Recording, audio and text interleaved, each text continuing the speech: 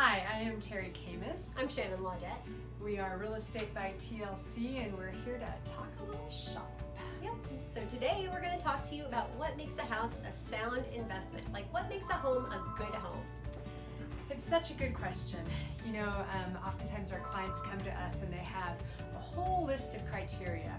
It has to be a rambler, it has to be a corner lot, it has to have a fireplace, it must have hardwood floors. All this criteria, and then you go out and you look at 4 or 5 houses, and the one they pick has absolutely no bearing on the criteria that they have shown you, because people buy with their heart. They do. They do. So they buy emotionally and then justify logically why this one they fell in love with is the right house. Yeah. So we're here to talk to you a little bit today about what makes a home a good investment, what makes a home a good home. Yeah, and it's awesome to fall in love with a house. I mean, you want to love your house, but you also want to keep in mind what's important to you. So some of the things that are typically super important are location. Absolutely, because that's the one thing that you can't change. Absolutely. You can change the condition. Yeah. If you go to sell it, you can change the price. You can't change the location or the condition of the neighbors. Yeah, the neighbors. Yeah, and you could have an amazing neighbor to start with, and 10 years from now that neighbor may have moved away, so you can't really count on that too much. However, if your neighbor right now has cars broken down all over his property, the odds are it's going to stay that way. Yeah. Yep.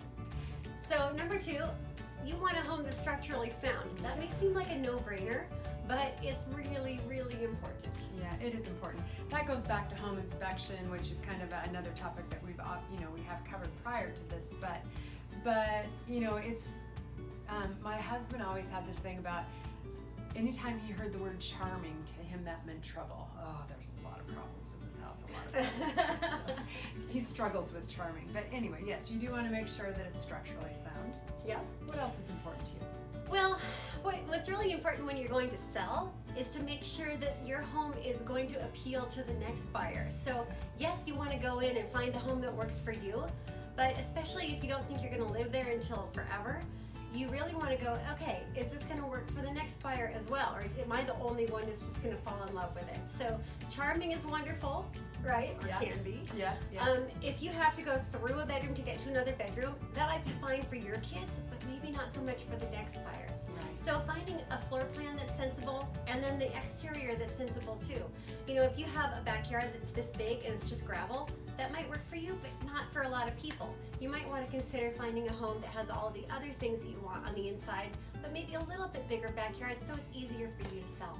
I guess, at the end of the day, that's where we come back into the picture, because we are here as your professional, your real estate professional, to remind you of those things, because your heart is calling to you, this is my house, and it's up to us to say, maybe it is, but let's think about these pros and cons first. So at the end of the day, it's always about choosing the right real estate agent. Yep. As well. And choosing the right home, and we're here to help you do that. Yeah.